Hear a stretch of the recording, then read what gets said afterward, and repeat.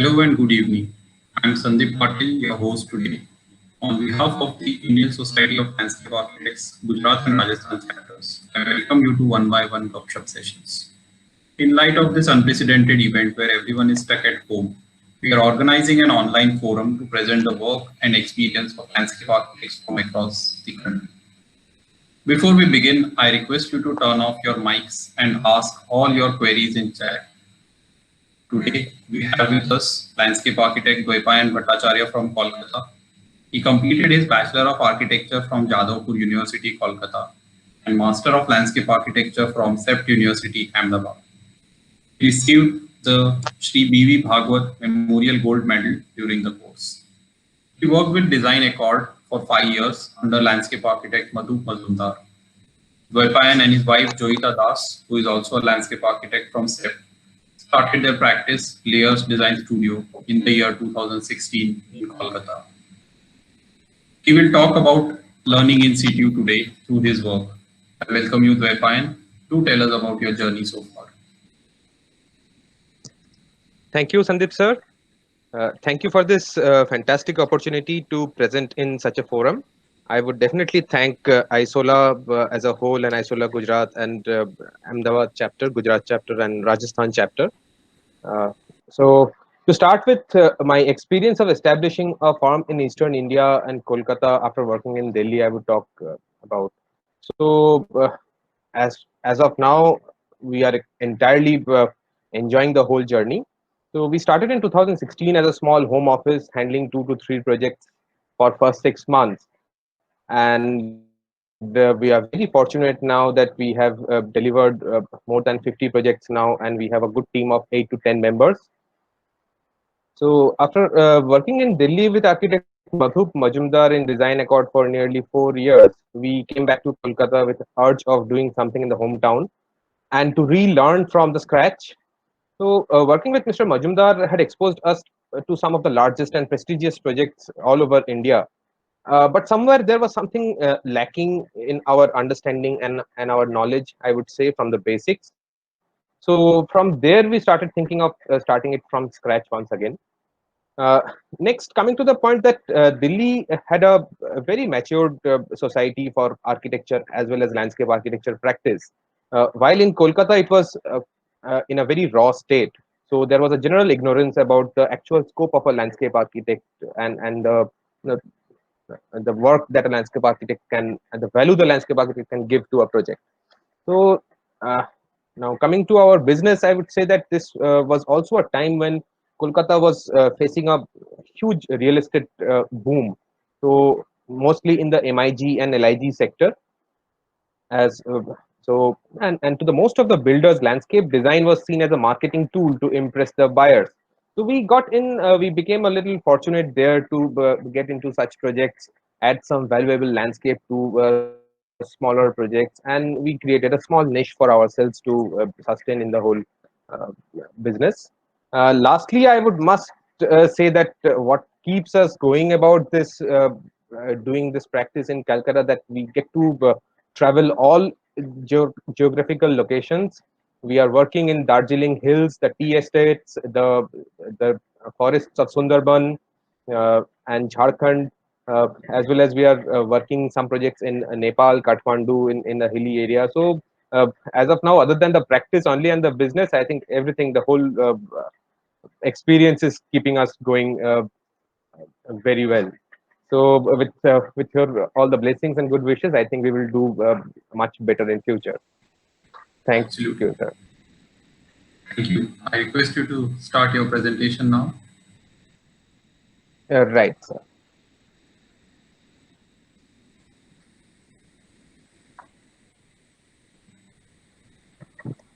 Uh, can you see my screen?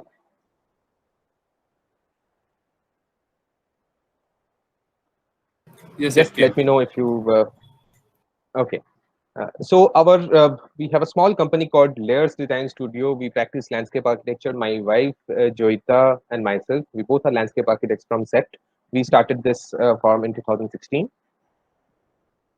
Today I'm going to talk about a project, a resort project in Sundarban National Park. We call the presentation in situ, learning in situ, because our experience in doing this project was that more learning on site than doing drawings on the drawing board. Hence, we call it learning in situ. Then moving on to how we see the the whole context of Sundarban and what it is. Sundarban, it's a hugely popular place all over the world, but seeing it very closely is a very different thing that we get to know. So there is a photograph that from my beloved friend Nikhil Odupa about a small frame of Sundarban. So I think this explains the landscape of the area very well.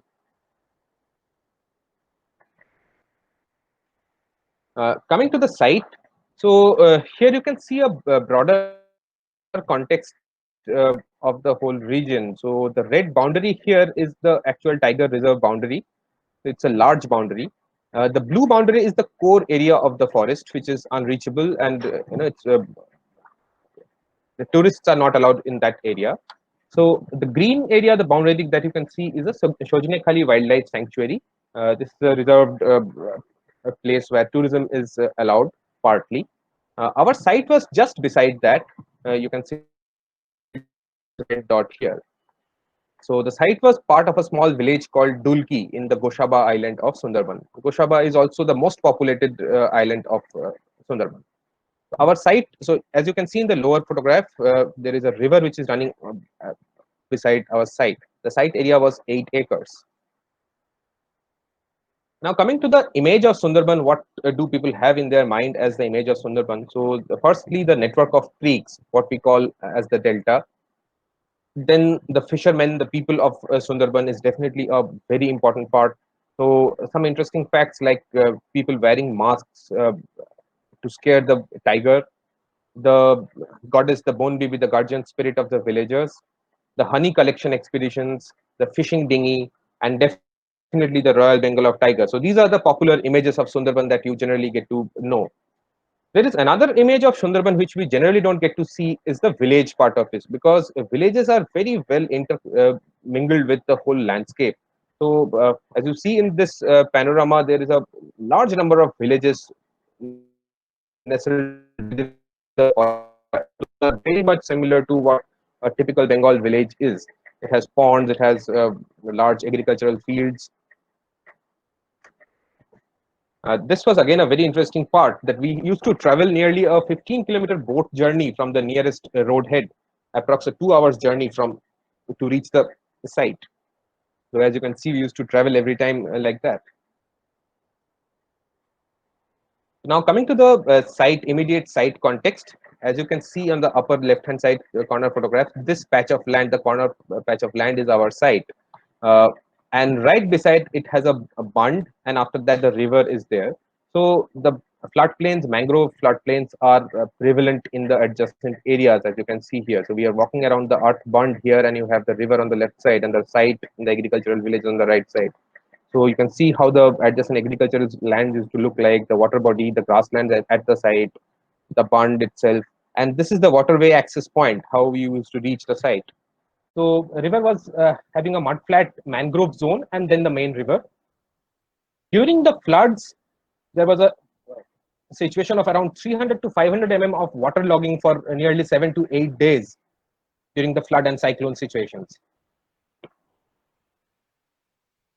Then we started working towards the design of the project. So the idea first came in was the idea of delta, how the lines and the geometries of the delta can be transformed into some. So we were trying on that side. And second was the cluster idea of a village of the nearby area. So we were trying to create small clusters of cottages in the resort.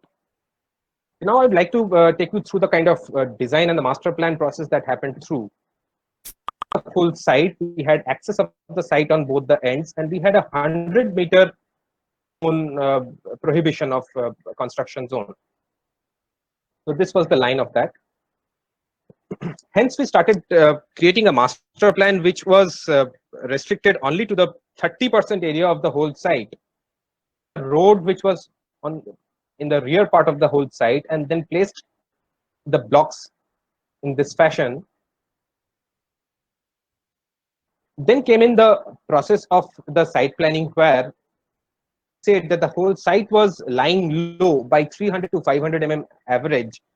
So we needed a lot of soil and to go beyond that flood level.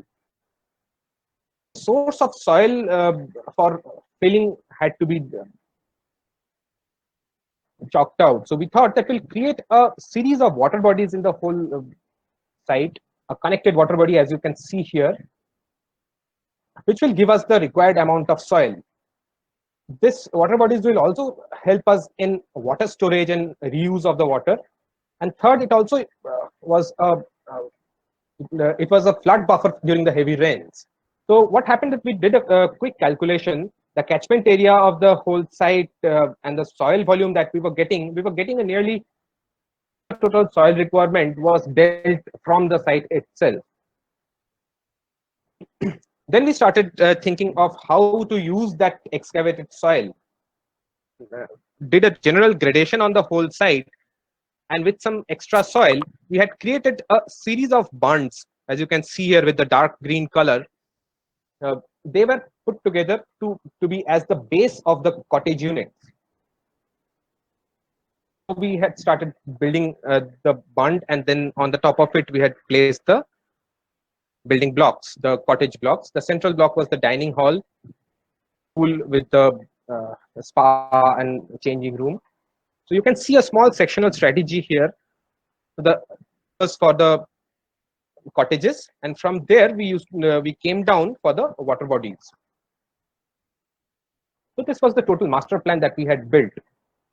So the master plan had two entrances from both sides. We had the approach road towards the project, and we had small clusters of 4 to 5 blocks like that, like a village cluster unit.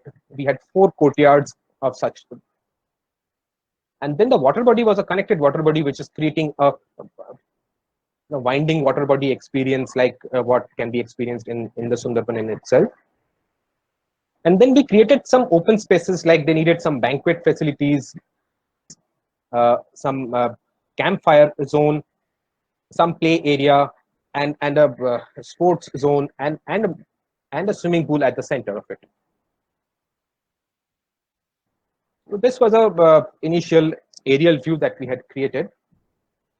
We started producing how we did the visualization through 3D Max and software. So this was the whole idea, how we project to come out to be.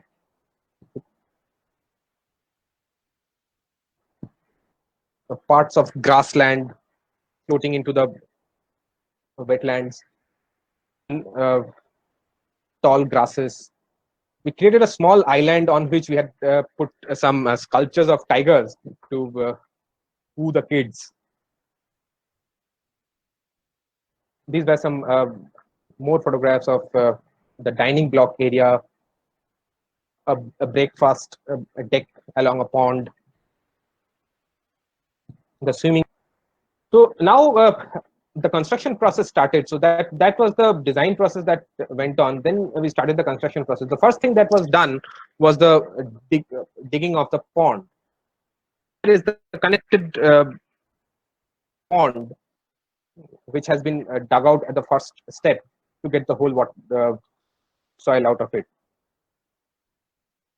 And level and a man eye view perspective, the places started to come out like this.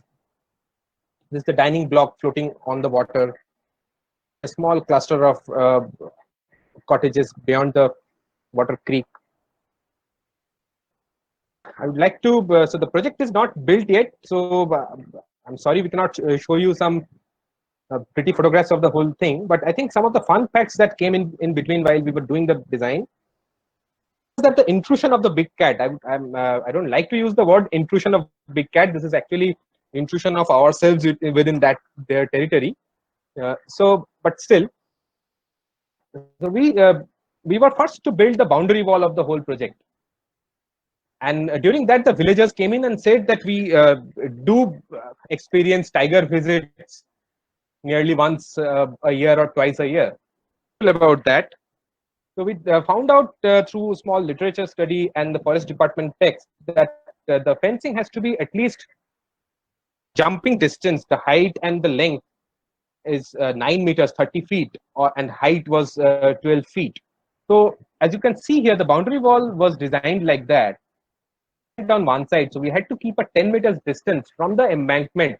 We had to lose some part of our land to build this boundary wall. And then the height of the whole boundary wall had to be kept as 4.5 meter or 15 feet tiger intrusion matter.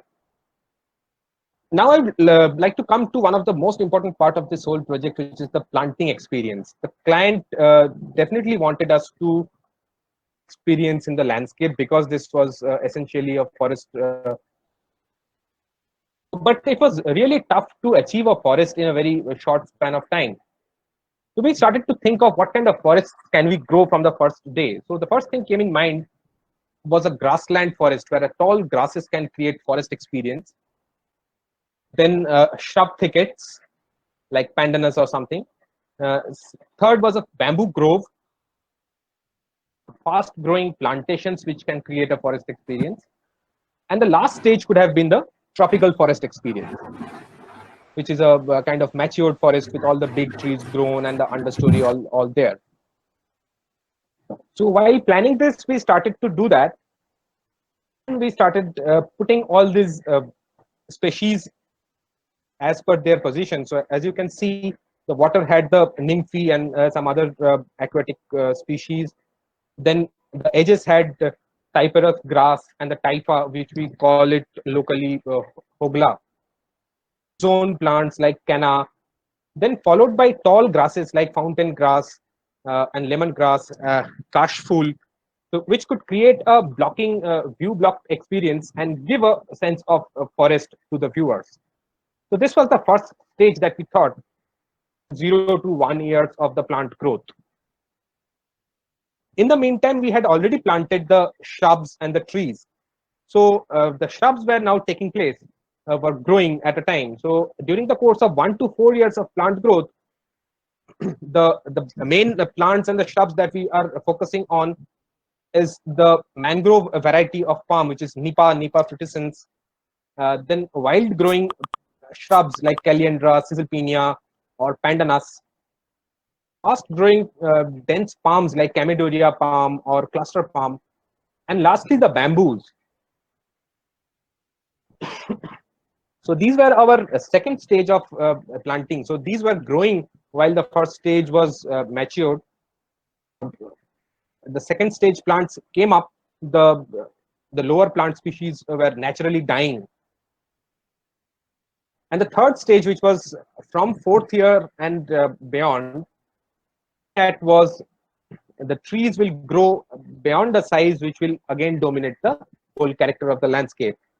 These were coconut, Areca catechu, some fruit trees definitely to help the biodiversity come in, the amla, sapota. Trees were required very much, so like acacia, casuarina were planted in good numbers. And then also we included some freshwater mangrove trees, shundari, and then some large canopy trees like gulmohar and here. So that was the whole planting strategy. On papers it was fine.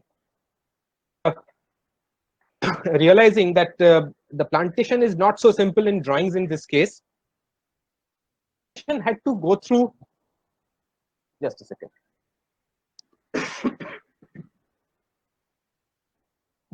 The whole process of bringing plants to the site was a 3-step process where the plants were loaded from Kolkata in truck. It went to Goshaba, and from in Goshaba it was used to be loaded again into the boats and another 15 kilometers to the site, and then another 1 kilometer inside from the water edge or the jetty. So it required a huge transportation cost, and the manual labor cost was around 6 times of a normal other site.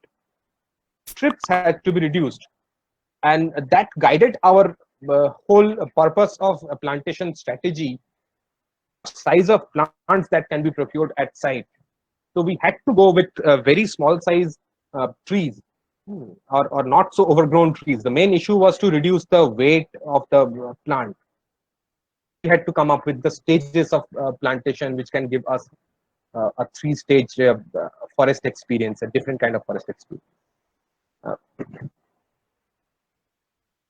So this is a time where we are undergoing through the first stage of planting experience, seen the from 0 to 1 year's time. So as you can see, the water species have already grown, and the tall grasses have started taking up.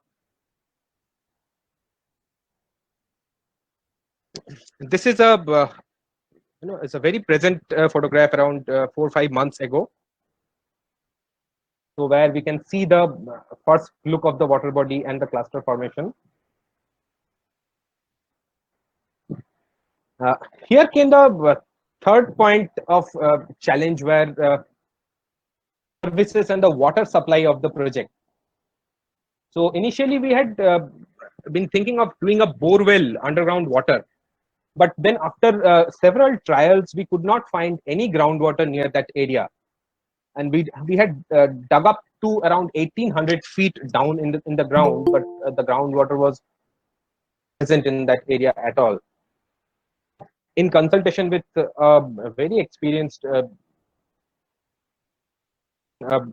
service engineer, MEP engineer, we had to go for a net zero water discharge project, where we can remain as a self-sufficient all our water requirements. So as you can see here, so we did again a small calculation of require.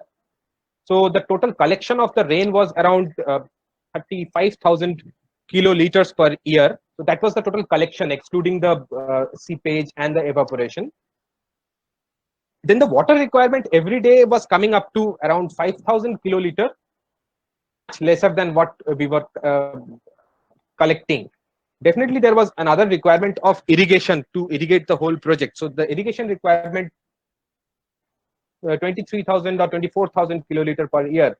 So we were nearly tallying up to the total volume of water requirement. You can see here, and the second point was that this site was located in a very much village situation, where was not a grid system. So we had to depend on a very local technologies, maybe a septic tank or a soak pit like that. So what we came up with finally was a bioreed sewage treatment plant. All the sewage from all the rooms to one unit, where the water can be cleaned through steps of circulation and the steps of water passing through different species of plants, charged into a pond, which pond can be used into.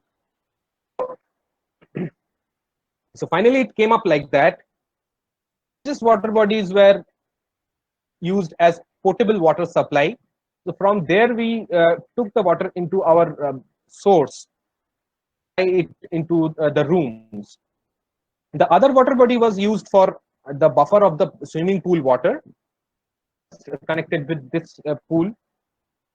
And the third was the last pond, as you can see here, was the irrigation water. So nearly 100% of the water was recycled. And as you can see, in case of overflow, in case of floods, it was to be drained out through like that. Now I'd like to take you to another challenge that we came during the process. The first was the super cyclone Foni, 2019, and followed by another super cyclone Bulbul, which came in November 2019. Site is extremely prone to cyclones. So we experienced such two big ones in the last 1 year's time. So these are the photographs after Foni and Bulbul both. Some bad impacts of these cyclones on the site. So the first one was the destruction of all experimental plantation that we were doing on site. Intrusion of salt water through the water canals around the site. There was an intrusion of salt water that came in. both the cyclones taught us more than it hampered us, was that we were going ahead with a theory of flood buffer system on our ponds. So I think the flood buffer theory was very well tested after these cyclones. While originally it takes around 7 days time to out the whole waterlogging.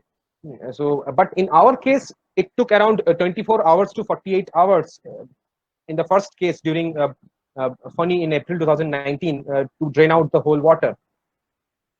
And after the Fani cyclone, we took additional measures of installing an automatic for faster drain out.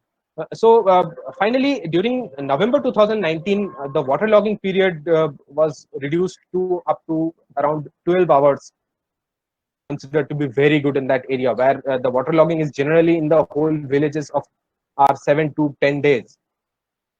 And then the another important thing that happened here was the plantation was tested again. So the plants that we had planted there, though we did a very thorough study of the local plants, the kind of soil, the kind of climate it can withstand, around 80% of the species were doing well, and 20% of the species were rejected after this cyclone.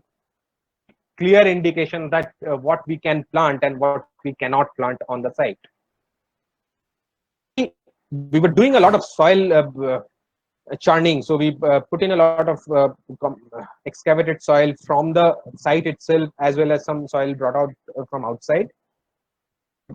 Cyclones and the heavy rainfall, quick compaction that happened automatically, naturally, which saved us a lot of money and to compact the whole site to make it usable.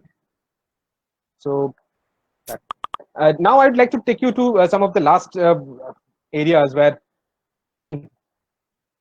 some local techniques to create bridges on top of the creeks. Then a fun exercise of creating a tiger claw, which can be stamped all over the pathways, concrete pathways, to create some fun in the process.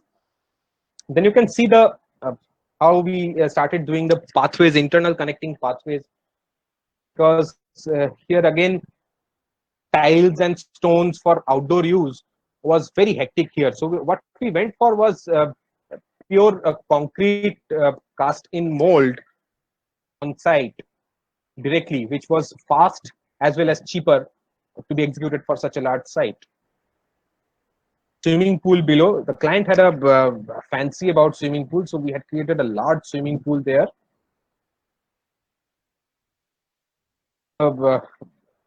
Constructions are going on. These are some photographs which some interior photographs. We did it as a mock-up room completion. So here my beloved friend and furniture designer idea of the nature-inspired furnitures and elements. So as you can see here, the creak in the door handle, and as you can see here, the finer details regarding it. So this was all about Sundarban projects. I would like to my team, architect Ananya, Shubhra, Abhyam, and Orpita, and Mr. Ashish for from our team. Then I would definitely like to thank the architect from Calcutta who worked hand in hand with us to build the houses, the cottages, etc. The MEP solutions were given by Solitaire MEP Solutions, by Space Still Design. And lastly, and not the least, definitely the client who had been extremely supportive to do whatever we wanted to do on site, Sheikh Pal Chaudhary from Hotel Shonara Bangla Private Limited. So this was the first project. So Sandeep sir, should we take questions now, or should we complete the other small project to be shown? Yeah, I think you should continue, and then we'll take all the questions at the end. Very good. So, So here I'm going to present another project called, the project is actually a urban plaza in Bhubaneswar, Galleria Mall. We call it the Convergence. The Galleria Mall is located in a very important urban node of the city, and it had a sizable front plaza as its foreground on a public land. So as it happens in Bhubaneswar, that every property has a good ROW in front of them, which has to be developed property owner. So this was a part of the project on that kind of a land, which is public land, but part of the project itself. So we started looking at the project like this, how the regional context of the Bhubaneswar city is rich past as well as a very developed present city. Then the urban context of so as you can see, the black line is a major highway which is connecting Bhubaneswar and passes through this route, and the yellow line is another major route which crosses. So our site was here, the red mark. So this was the footprint of the shopping mall, and on the junction of road networks. Original condition of the site, it was heavily occupied, illegally encroached by many vendors, etc. A number of good trees on site. Then we tried to think of how can we look at the design process. So what we thought that some graphics from the way the city has developed and how the natural morphology of the city has shaped the city of Bhubaneswar. Those lines into the site. So as you can see the first diagram, so we created a series of parallel lines on the site. Then we tried to plot the existing trees, and hence due to the existing trees, the lines started buckling around and to create a interesting form, which was also in a way guiding the people who are walking converged into the mall. So this was the first presentation that we created, the master plan that we had created. Central large plaza, and it had a full frontage in front. So this was the entry to the shopping mall, and this was the exit to the shopping mall. It was a series of stepped seating all around. Mainly the purpose was to protect the existing trees and them within the green zones, and hence these shapes came up directly from the site. Things which are the pattern lines on ground was further influenced by the shapes around. So what we thought that the central open plaza can become a very good multi-purpose use, very fair exhibition at the center of that place. It can also house a event launch or a performance place. Project now it is complete. This is an aerial photograph from the top of the shopping mall. As you can see, it's sitting in between a major traffic junction. Visualization process that we were going through program, and these are now the completed photographs.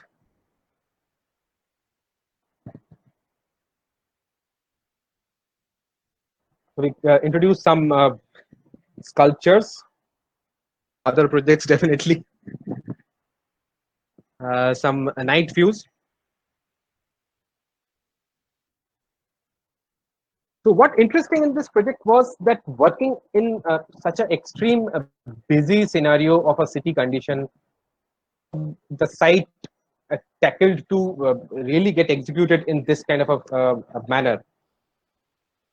And the second challenge was to evacuate the people who were sitting in this land, because the land also did not belong to the client. A long battle that was happening through within the client and those illegal vendors. to be relocated to some other area.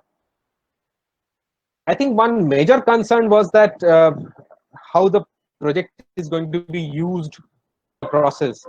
How do we ensure the security of the whole plaza? So not that we have achieved a lot regarding that, but I think the series of CCTV cameras were the whole take care of that.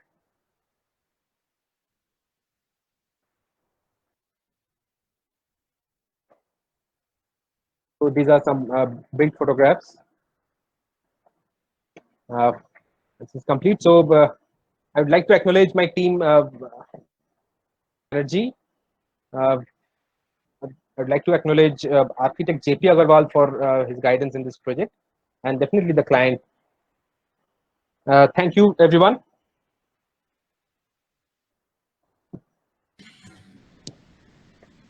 Thanks, Vaifan. I think it's. I'm frankly quite jealous that you got to work in the Sundarbans.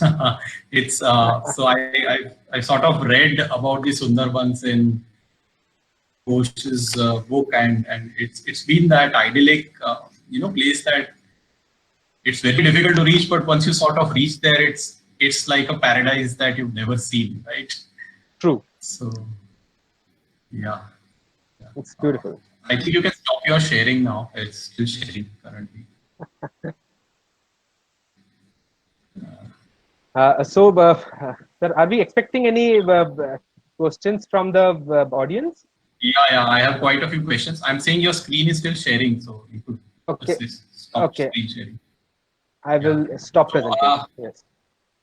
So I have this question from Michelle, which I think, so this question is, why so much of a margin left in the first project, which I think is about your CRZ lines and maybe the flood control lines that you would have.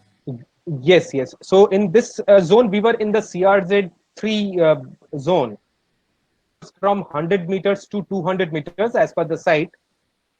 The benefit of doubt, and we went for a 100-meter CRZ, and hence the nearly 60% of the site was gone into. Yeah.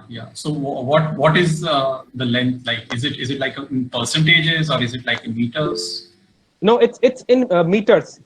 So here the in CRZ 3 the regulation is actually 100 meter to 200 meter as per the. So you cannot build anything within 100 meter definitely, but in some cases the 100 can become 200 also, but that's very case specific, and there is. CRZ is, by the way, Coastal Regulation Zone Act. It's us from building anything in front of line. So I think in this project, what was a blessing in disguise that we got a lot of space to do a fantastic landscape in the forefront in the CRZ space, and got to build less. So it's a blessing in disguise. Good for you. Yes. That's why they. So Urmila ma'am has an interesting question. How do you set the metrics for such a project? How do you set up a system of standards? And I'm sure the tools that we saw are obviously very difficult and different from the usual tools that you would look at, in urban landscapes. So how did you work around the metrics of this? So I think that was one area which where we started the presentation from. Learning on site. So though we did a lot of research work during the design process, but I think everything was learned on site only. So as we told you, that taught us a lot. So like the plantation strategy was totally developed during the cyclones. So we had a plantation strategy through a lot of book research and everything. But since after we planted the trees, and after the cyclone, we were kept with the surviving plants, and that was the best way to learn what has to be done on that kind of a site. The problem of bringing material on site was another thing that was continuously teaching us how to do with paving material. So we could not. Hello. Yeah. Yes. So the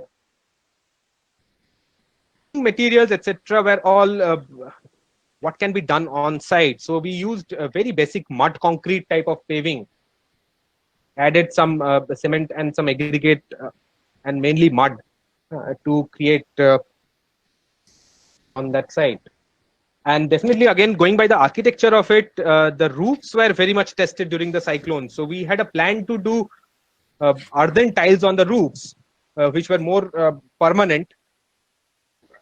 Of three of the blocks which were placed wrongly uh, during the cyclones, the whole roof went off. Decided was to put a what you see in those photographs are a thatched roof. Blows off, we are not in a big loss. So we can replace those thatch on top of it again and again after every cyclone, maybe. Yeah. Yeah, I think so. So there's something that you need to work. You call it the Jugadu method, right? Jugadu mein. So what we had that we built RCC slabs under the thatch roofs, but the look of the buildings could have been only gained through those thatches, on top.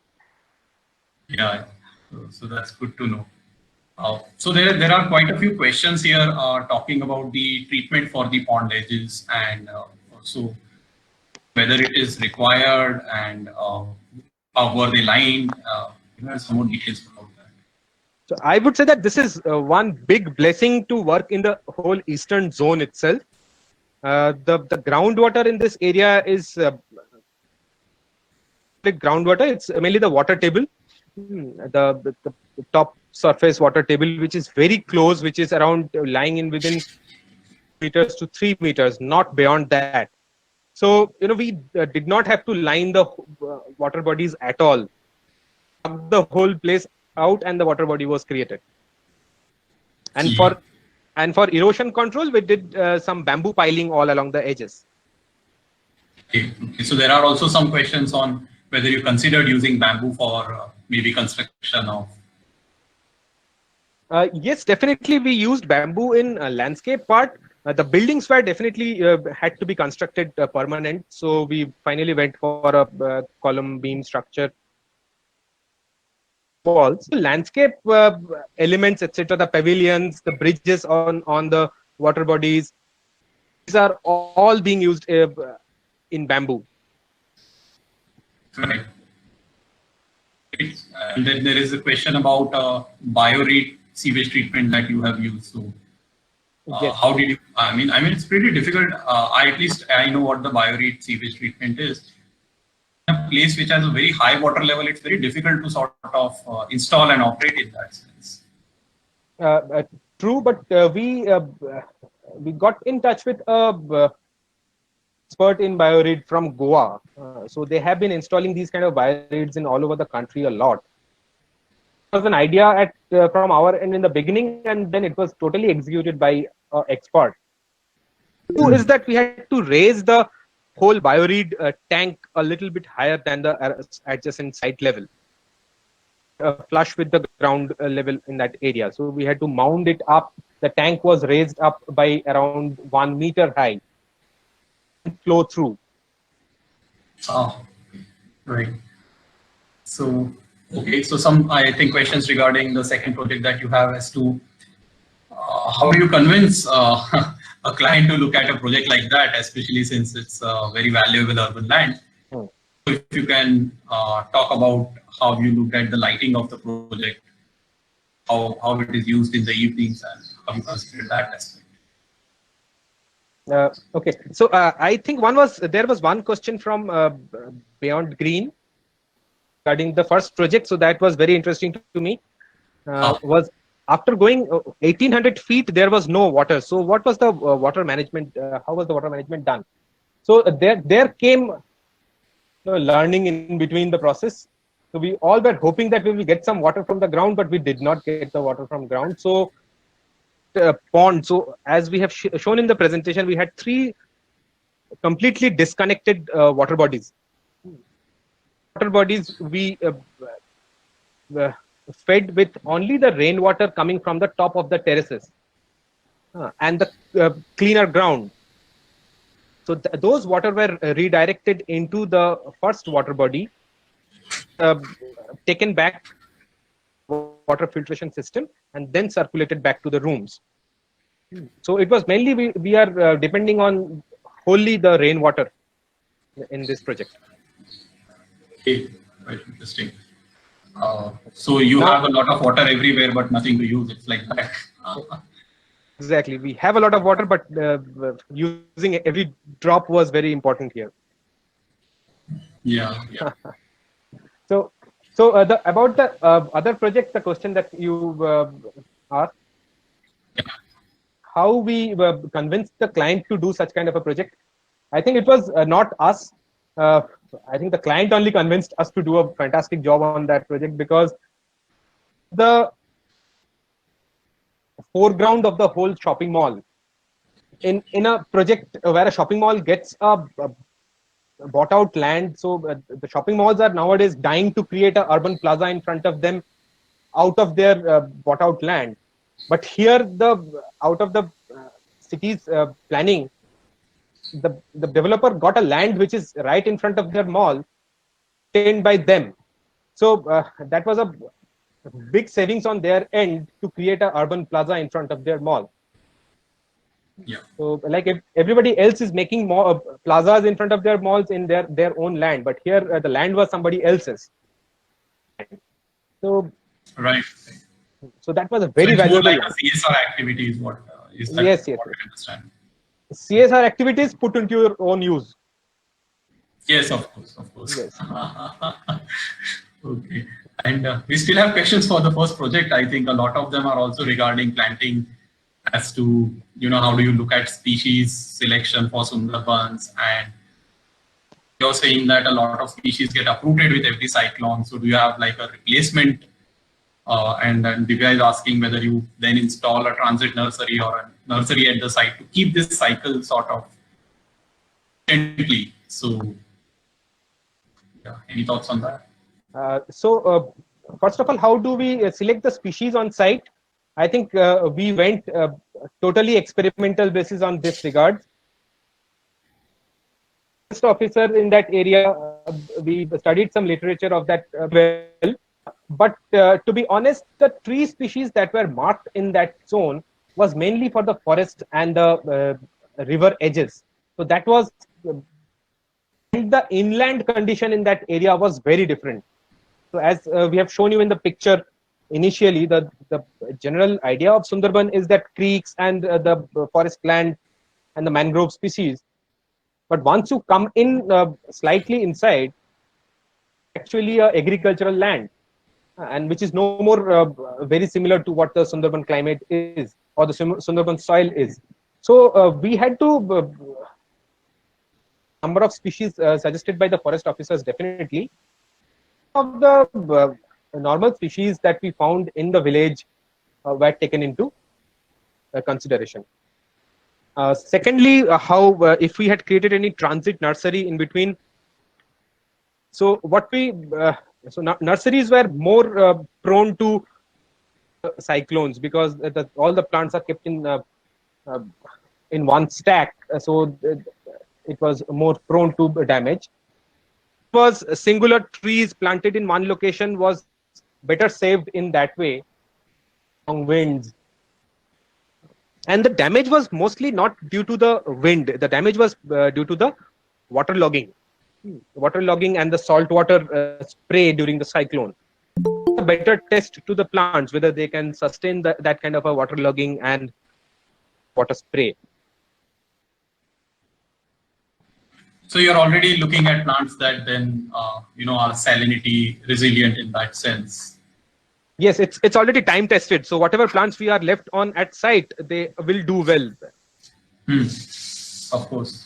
And Minesh is asking for the project in Bhubaneswar that you mentioned about a right-of-way rule. So Yes. a little on that. He's quite interested in transport planning.